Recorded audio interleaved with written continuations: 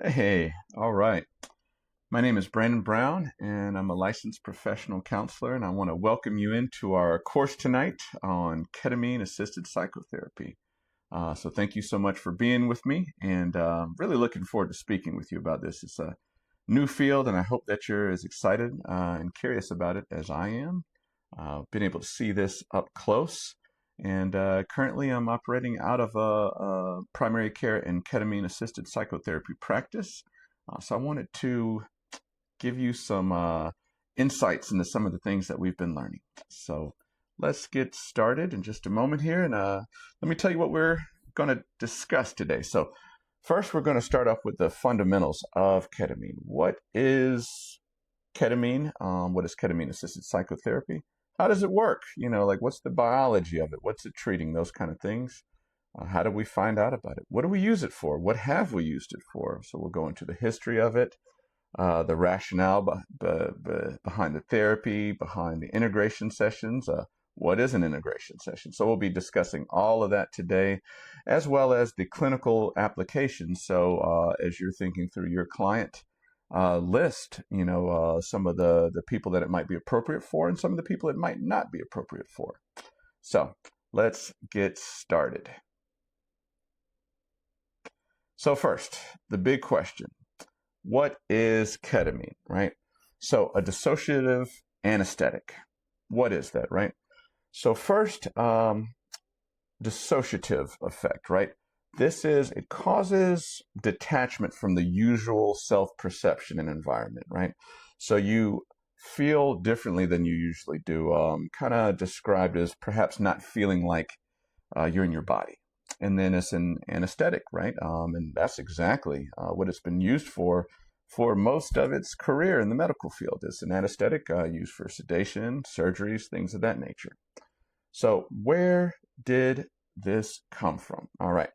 In the 60s, Dr. Calvin Stevens, he developed this. And why did he develop this? He was looking for a safer alternative to what they were using then, more commonly PCP. He wanted something that was going to be safer, have fewer adverse effects, be shorter acting, and all those kind of things. And he thought it'd be very beneficial for emergency medicine. So developed it in the 60s. 1964 is when we had the first human trials of ketamine. As a fan of the Ford Mustang, that's also the year the Ford Mustang came out, if there's any car nerds out there as well. So that was when we had the first human trials. About 6 years of that. Now we've got FDA approval. Got FDA approval for medical use of ketamine, right? Because of all the things that we're talking about. They're like, yeah, this seems like it's going to be a good thing to replace some of the other things that we're using. And the good news is we started using it in 1970, it's 2025. We are still using it today because of its effectiveness and its safety. And that's one thing that I really like about it is those two things combined. Now, with that being said, it is a Schedule 3. It's a Schedule 3 controlled substance in the U.S. because it's definitely recognized for its medical use. But it can be used for abuse. I think, unfortunately, we've seen some of that in the news over the years. A few people, as I've talked with them about ketamine, of course, Matthew Perry, the tragic incident of his death in a hot tub comes up. And unfortunately, as I researched this, it seems like he was using it in a way that was really, really not recommended. And I really hate that. But the good news is that in a controlled environment, in a therapeutic setting, it is doing absolutely fantastic as far as safety and efficacy. So it is a Schedule 3, but it is safe and something that has been used all across the country with great results. We've got some things where the research is already in and showing great things. And then we've also got some growing research, which I will share with you just so you know exactly kind of like what I'm looking out for, what you can be looking out for, with hopes that it might have some more uses. So we're going to talk about some of the ways that it works first, and then we will get into what can we use it for, and then what can we hope to use it for. All right. So how does this work? Let me give you a little bit of the biology of how this works. So first, it blocks NMDA receptors. Now, why does blocking the NMDA receptor cause ketamine to be so helpful? Well, when you block those receptors, what it does is it helps to give glutamate, one of the neurotransmitters in your brain, that when it's dysregulated or if it's overactive, it is linked to mood disorders. It's also linked to chronic pain. And by being a receptor agonist to NMDA, then what that does is it helps to regulate the excessive glutamate activity. So it's kind of, you can think of it in a simplistic way as helping to calm some things down. So that's one of the ways that it does it. Also, with the BDNF, which stands for brain-derived neurotropic factor. This is actually going to promote new connections between your neurons, right? So now they're going to be able to communicate more efficiently, which is going to really, really help your mental health, your thinking, your clarity, your mood, things of that nature. And then the third one I'll talk about today is what they call mTOR pathway activation. So this helps the brain actually form new neural connections. So we're talking about helping to balance out some of those excessive neurotransmitters that can be a little bit problematic when there's too much of that going on. Promotes new connections between the neurons. This is my finger neuron thing there. And then also it helps to, with those new neural connections, that's synaptogenesis right there. That's enhancing synaptic plasticity. So we are resetting brain circuits, causing new growth, new connections. So those three things happen together, plus a few more. But those are the big three that I wanted to focus on today. And those really go together to give people rapid relief, absolutely rapid relief and long-lasting relief in their mental health. So keep those things in mind because these are at play in most of the disorders I'm about to cover. Now, all of that is great. It is still absolutely imperative to have integration sessions, right? So when those biological phenomenons happen after your administration session of ketamine, then there's something called the critical learning window. And this is just so cool. The critical learning window, about 24 hours to 48 hours, give or take a little bit of that. You are open to new insights, new behaviors, new ways of just being.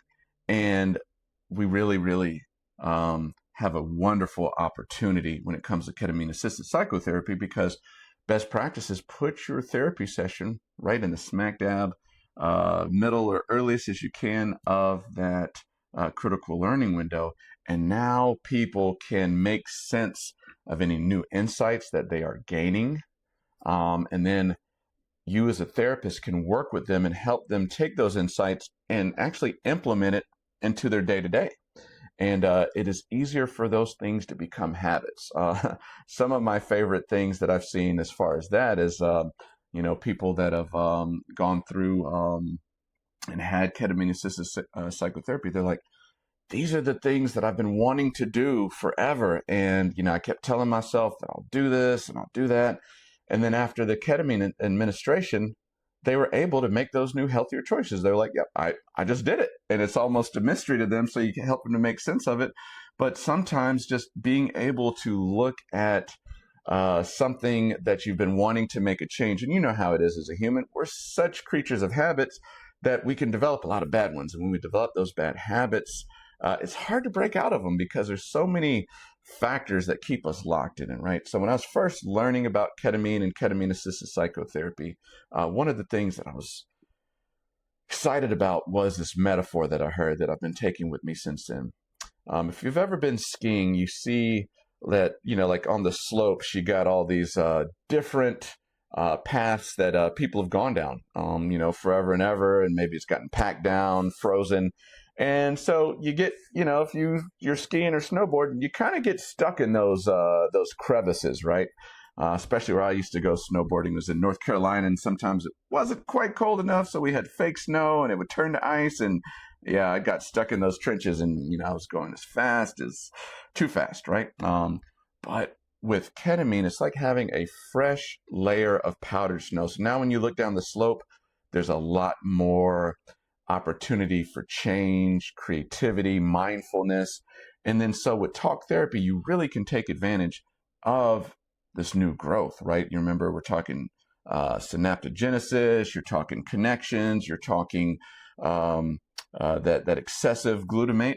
Now I can make a change and try something different. So some of my favorites, there is, just countless stories of success that people have had with this. And one of the ones I like is just, like how to handle a bad mood, right? I was talking to a gentleman, and, he didn't have actually an actual substance abuse disorder, but he did find himself having, like maybe a glass of whiskey or a glass of wine when he was stressed out, right? Something we can relate to.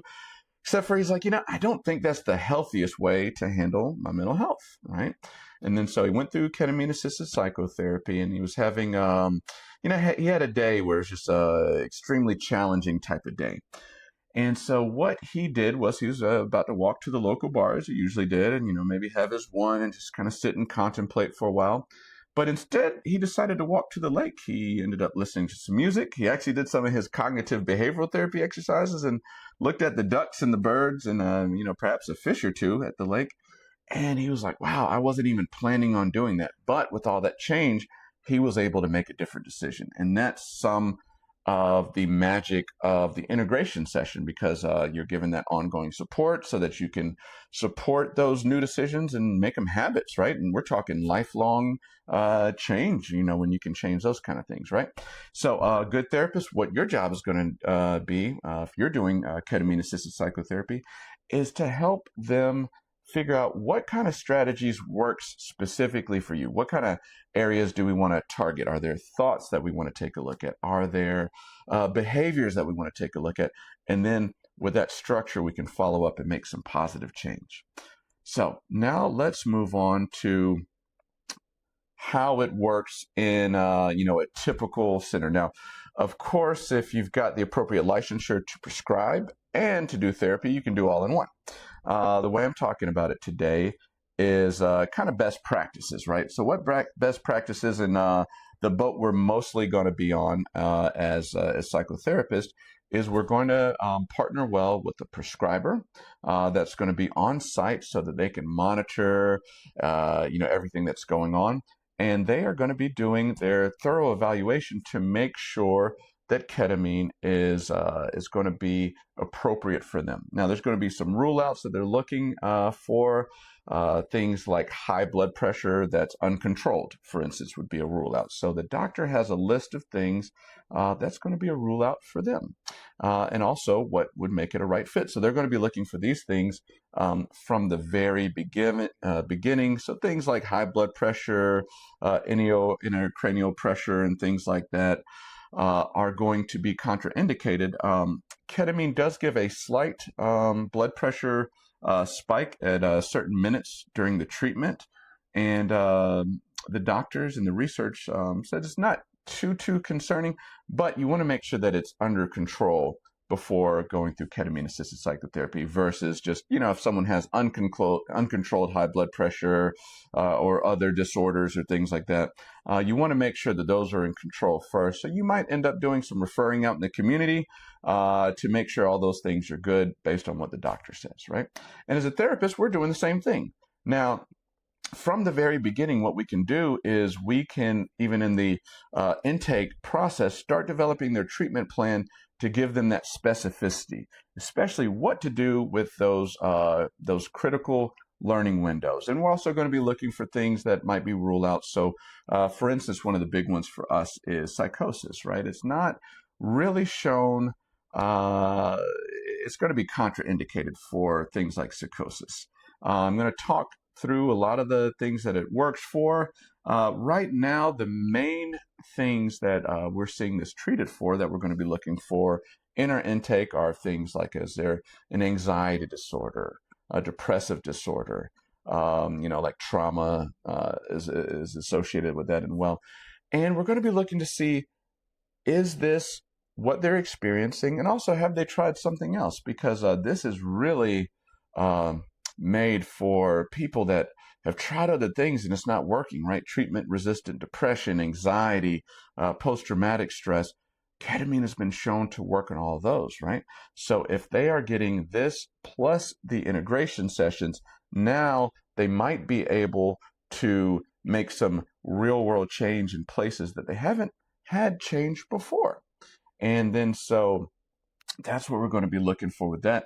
And as you can see there, one of the research really shows that if you have 6 ketamine administration sessions over 3 weeks, so 2 times a week, you're coming in, you're meeting with your therapist, they're sitting with you while you are having your experience on the ketamine. It's a dissociative anesthetic, so someone's doing Overwatch. Now, you're still going to be alert enough to communicate, and you will have an eye mask on, some headphones with some immersive music, while the therapist is, monitoring you for safety concerns and things like that, just making sure you're not having an adverse reaction, which is more on the rare side, which is great news for us.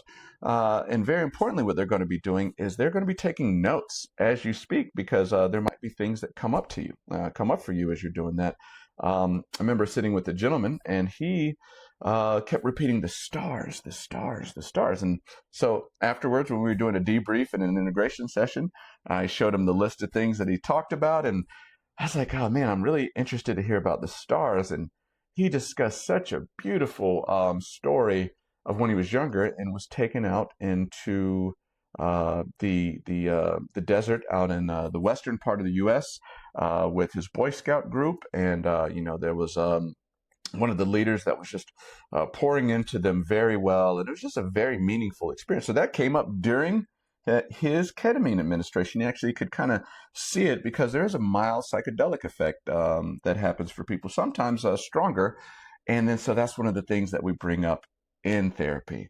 And then so what we do is we have that collaborative care. So you come in 2 or 3 hours to have an administration session, depending on the modality that you're choosing. And then the next day you come in and have an integration session. If you do that, where you're meeting 4 times a week for 3 weeks, then people are seeing a lot of lasting results. And typically they can start getting actually relief after the very first treatment. So that's very exciting for us as therapists to see that kind of rapid relief. So now let's talk about some of the disorders that it is shown to have a really, really strong and robust benefit for. So first, major depressive disorder, right? So it has some great antidepressant effects, right? Now, depression linked to reduced prefrontal cortex activity and hippocampus size, fewer neuronal synapses, right? So remember all this stuff that we were talking about. Now we're getting more neuronal synapses, which helps with more executive functioning, prefrontal activity. And now we're getting antidepressant effects, right? All those same things that we were talking about before, the NMDA receptor antagonist, the glutamate, the connections, the synaptogenesis, all of those are at play in each of these mental disorders. But with them happening, we're seeing different symptom relief happening. So one of the things I want to do is just talk about in the research, what are some of the symptoms that we're seeing really good results with major depressive disorder. So first, foremost, one of the things that's really, really exciting is reduced suicidal ideation. I'm going to talk more on that in just a moment, so I'll unpack that in just a moment. But we're seeing less suicidal ideation off the bat with ketamine-assisted psychotherapy.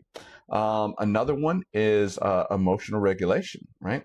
So now they're able to sit and process the emotions a little bit more, and that's harder when you're in depressive episodes. It's really hard to face those, to sit in them.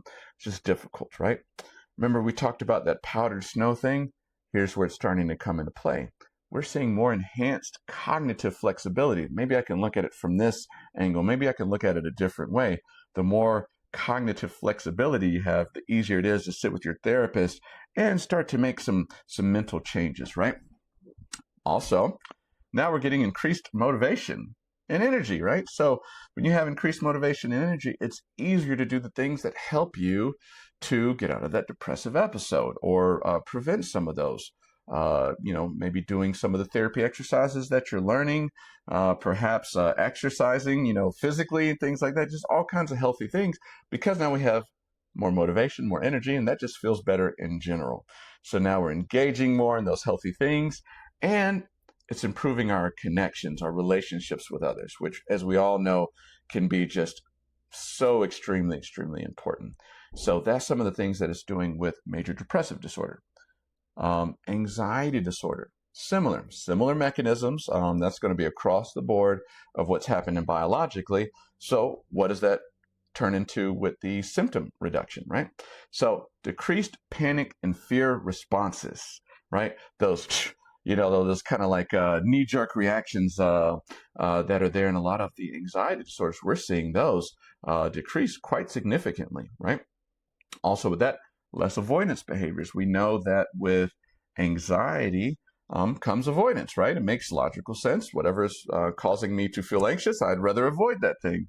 But as we know, that that can make the anxiety worse, because whatever we're avoiding, we're not facing, and it's still there. So people are able to face it better, just like in depression.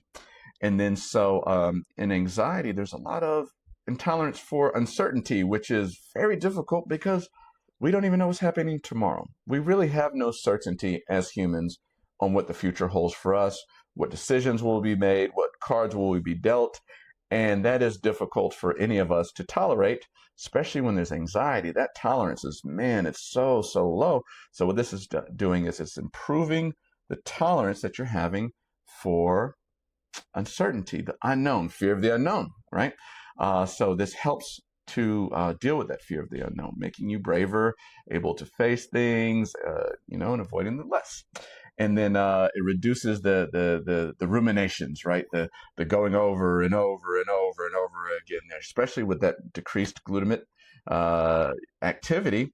Now we're not ruminating as much. We're not worrying as much. We're not trying to predict the future with all of the hundreds, if not endless, amounts of negative predictions we can make, right? Now, I'm a CBT guy, so fortune telling, right? It helps to get rid of that future worry and that rumination of just like, oh, did I do this wrong, blah, blah, blah, blah.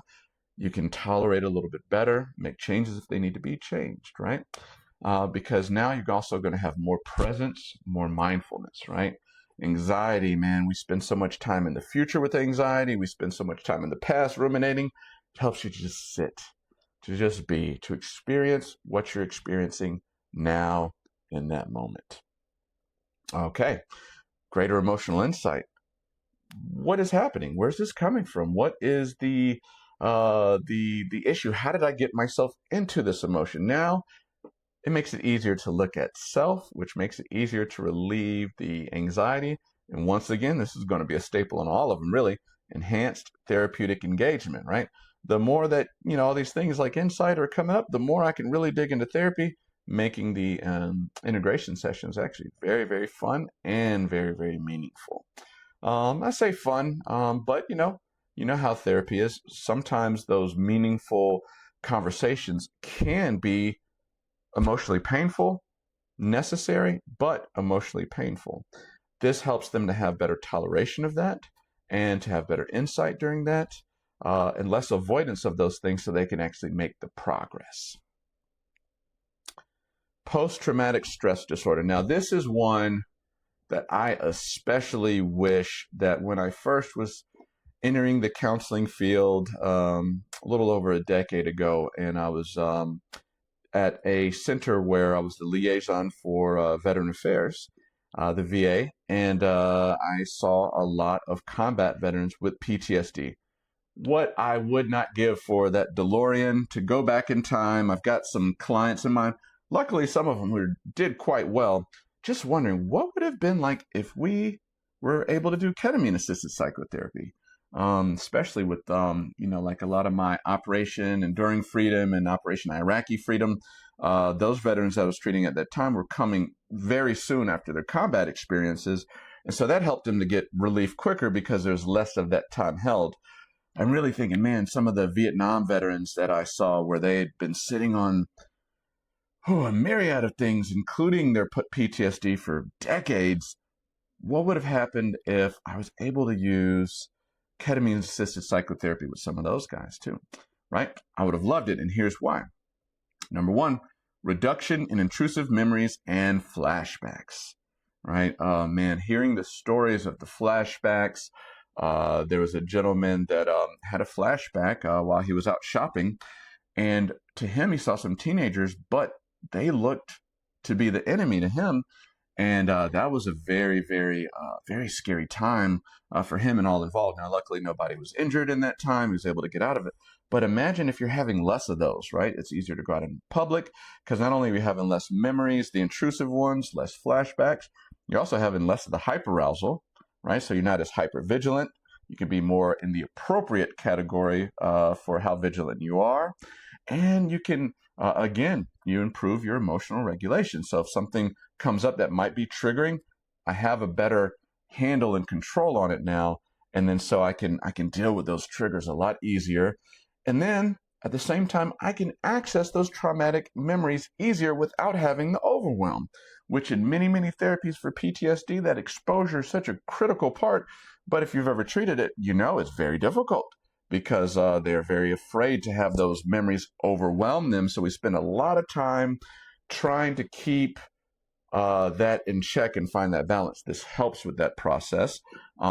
They're also decreasing their avoidance, right? PTSD, there's going to be a tremendous amount of avoidance of anything that could be a trigger.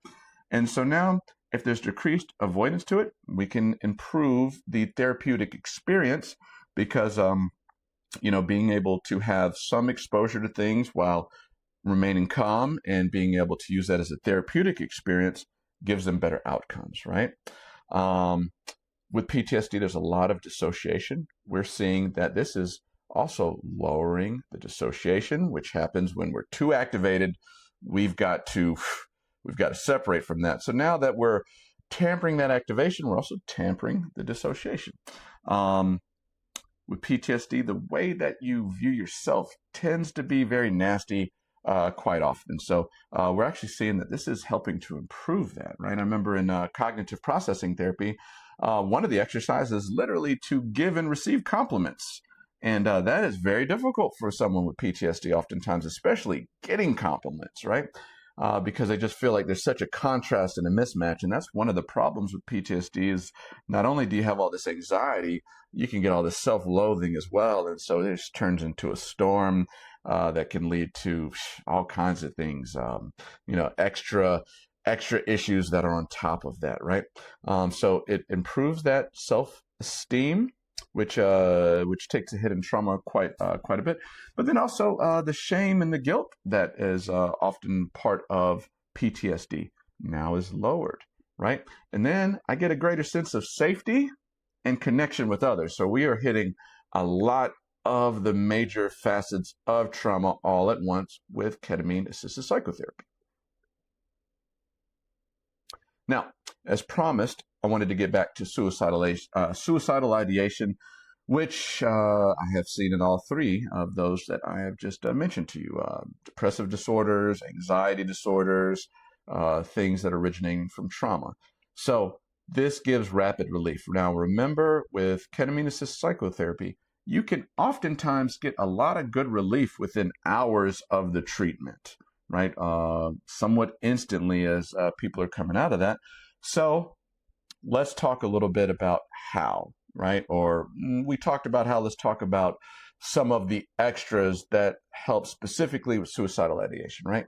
So remember how we talked about you can look at things with different angles and maybe choose something different.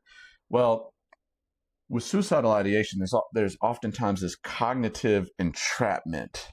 And this helps to create a break in that. So now I'm outside of the only way that I was looking at this. And if I can look at it and avoid that cognitive trap, okay, now I'm doing a little bit better, right? Same thing as the other ones. I'm getting more emotional insight. Why am I feeling this way? What's causing me to do that? And then that is part of the way that we're getting relief from the emotional pain. that is often there. That's part of that trap. It's cognitive, it's situational, it is emotional, and it helps you to take a look at all those things. And again, strengthen therapeutic alliance. And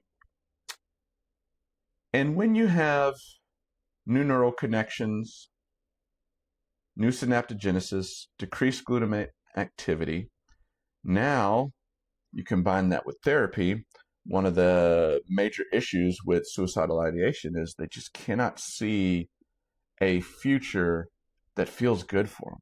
So what we're seeing is this is improving hope.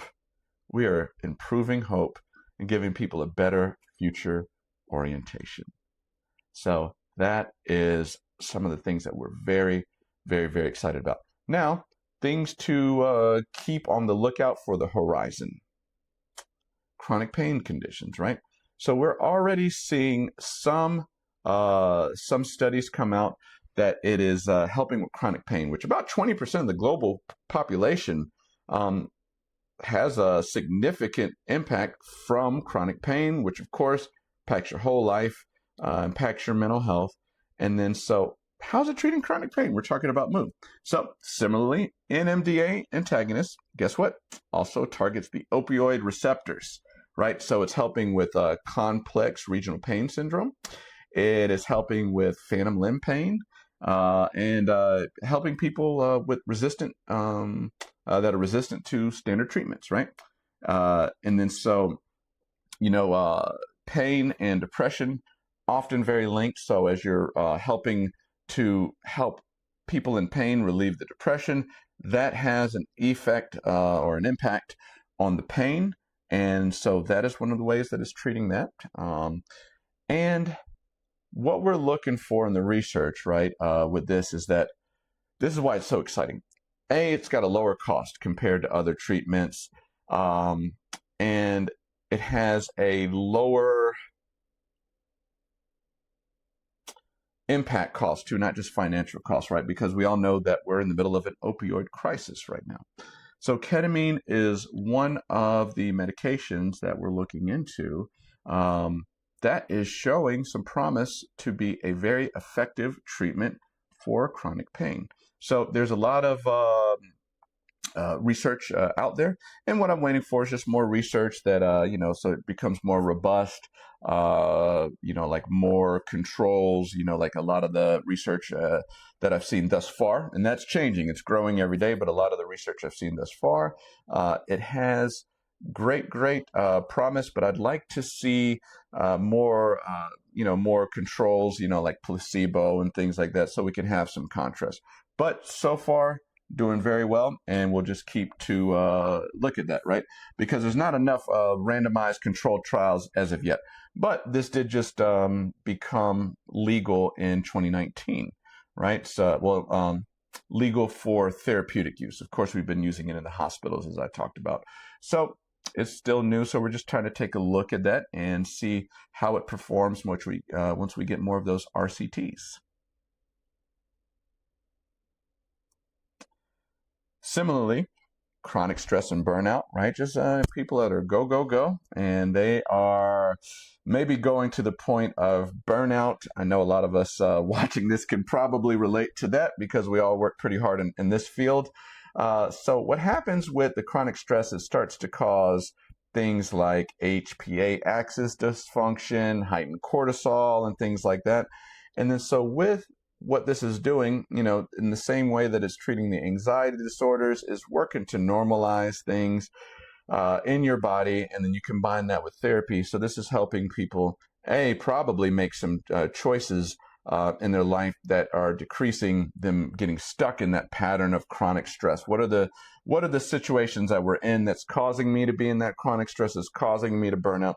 Can I learn to balance that? Can I learn to take rest? Can I learn to have different thinking about how much I need to do, when I need to do it, and things of that nature? So we are looking at that as well as, what it can do for the anxiety disorders. Substance use disorders, I've seen a lot of case studies, and this is why I say it's mainly what I'm looking at. This is promising is because it's a lot of case studies that are showing really, really good effects for people getting off things such as alcohol, and there's some promise with opioids and things like that. And that is exciting, especially the crises that we have, the detriment that when you have a substance use disorder where you might be abusing something. Wow, if you could find something to get rapid treatment out of that, think about that life change, right? So it's looking so good so far, but it's just small sample sizes. So I'm waiting to see where we have these larger sample sizes, more random controlled trials, and then we'll be able to say, hey, it's a research evidence based treatment for this. So right now, I'm putting into the category of it's showing great promise, and we're going to continue to watch it with scrutiny and optimism. Eating disorders, similarly, right? There's a lot of genetic, environmental, and psychological origins to eating disorders, right? One of the things that we're looking at is that there's a lot of brain changes that's going on in your reward processing systems, emotional regulation, gray matter, and things like that. So what are we seeing with the eating disorder? A lot of the same type of stuff, the NMDA antagonist, the neuroplasticity. And because we're seeing, like some of the emotional, there's a big emotional regulation part of eating disorder. So sometimes when you get the emotional part, it takes one of those factors, right? So because it's doing that, we just want to see some more studies to see the same thing, but we are seeing some promising things out there. Similar, bipolar disorder. Now, what I'm seeing with bipolar disorder is usually it's having the rapid impact on the depressive side of the bipolar. I haven't seen too much that it's tampering the mania. I'm going to be looking for that, hoping some research comes out for that on repeat. But it's alleviating the depressive part of that and the suicidal ideation part of that comes when that manic that manic episode runs out, and we were feeling great and creative and loving and energetic, and then all of a sudden, now I'm down in the dumps. The suicidal ideation part of bipolar, we're seeing some great stuff with that. So those are the areas of promise. I didn't spend as much time on those until we're starting to see, like, what are the mechanisms, what are the specific symptoms that it's showing, and things of that nature. All right. So I want to leave this time for some questions. If anyone has any questions, I just want to thank you so much for watching. My name again, Brandon Brown, and it's been an absolute pleasure.